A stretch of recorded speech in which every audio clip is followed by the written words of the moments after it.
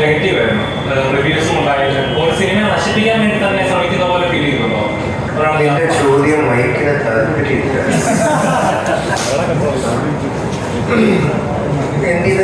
കേട്ടില്ല മൈക്കിന്. അതായത് ഇപ്പം ഇന്റർവ്യൂ നല്ല സൂപ്പറായിരുന്നു നിങ്ങളുടെ കോമ്പേഴ്സ്. അതായത് അപ്പൊ കാണുന്നവർക്ക് ഒരു ഇൻട്രസ്റ്റ് ആണ് സിനിമ കാണുന്നത്. അപ്പൊ അത്ര ടൈപ്പിൽ നിൽക്കുമ്പോൾ സിനിമ ഇറങ്ങിയതിനു ശേഷം ഉണ്ടാകുന്ന റിവ്യൂസ് ആയാലും അഭിപ്രായം ഭയങ്കര നെഗറ്റീവാണ്. അപ്പൊ ധ്യാൻചേട്ടനെ ടാർഗറ്റ് ചെയ്ത് പറയുന്ന പോലെ ഒരു സിനിമ നശിപ്പിക്കാൻ വേണ്ടി ചെയ്യുന്ന പോലെ ഫീൽ ചെയ്യുന്നു? ഇല്ല, സിനിമ നന്നായിരുന്നെങ്കിൽ ഓടി. അപ്പം ഞാൻ എൻ്റെ പ്രൊഡ്യൂസറായിരുന്നു സീക്രട്ടിൻ്റെ റിവ്യൂ ഞാൻ ഷെയർ ചെയ്തത്. അപ്പോൾ ഞാൻ എൻ്റെ പ്രൊഡ്യൂസറല്ല. അതൊരു ഭയങ്കര പ്രതിപക്ഷ ബഹുമാനത്തോടെ വന്ന റിവ്യൂ ആയിട്ട് എനിക്ക് ഫീൽ ചെയ്തു. ഞാൻ എന്നെ ക്രിട്ടിസൈസ് ചെയ്യുമ്പോൾ വളരെ പോസിറ്റീവായിട്ട് എടുക്കുന്നതാണ്. ഞാൻ പ്രൊഡ്യൂസ് ചെയ്യുന്ന സമയത്ത് ഞാനും അങ്ങനെയാണ്. അതുകൊണ്ട് തന്നെ ഞങ്ങളുടെ അതിൻ്റെ പ്രശ്നങ്ങളൊന്നുമില്ല. പക്ഷേ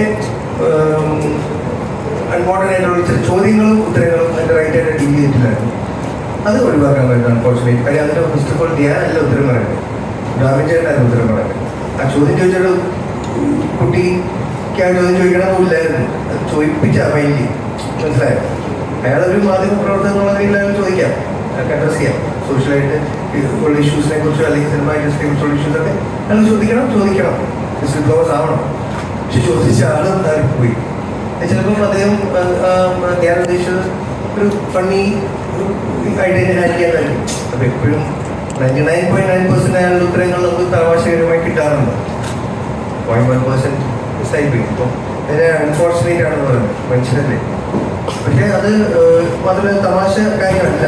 ഒരു നേഷൻ്റെ ഒരു GDPക്കൊക്കെ വരെ ബാധിക്കാവുന്ന അല്ലേ അത്രയും വലിയ ഇൻഡസ്ട്രിയാണ് സിനിമ ഇൻഡസ്ട്രി എന്ന് പറയുന്നത്.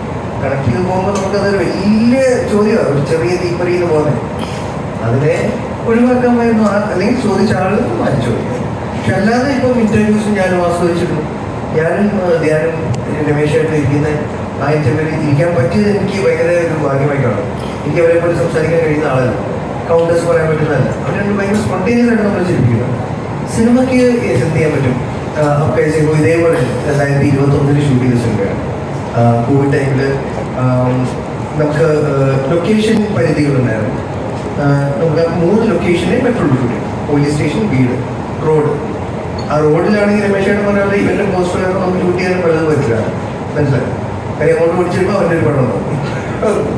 അപ്പോൾ ആ പരിധിയിൽ അങ്ങനത്തെ ഒരു സിനിമ ഷൂട്ട് ചെയ്തത് ഞങ്ങൾ തന്നെ എന്താ പറയുക ഡിസോൺ ചെയ്യുന്നില്ല. പ്രേക്ഷകർക്ക് തീർച്ചയായിട്ടും റൈറ്റാണ്. കാര്യം അവർ കാശ് മുടക്കിയാണ് തിയേറ്ററിൽ ഇഷ്ടപ്പെട്ടെങ്കിൽ ഇഷ്ടപ്പെട്ടെങ്കിൽ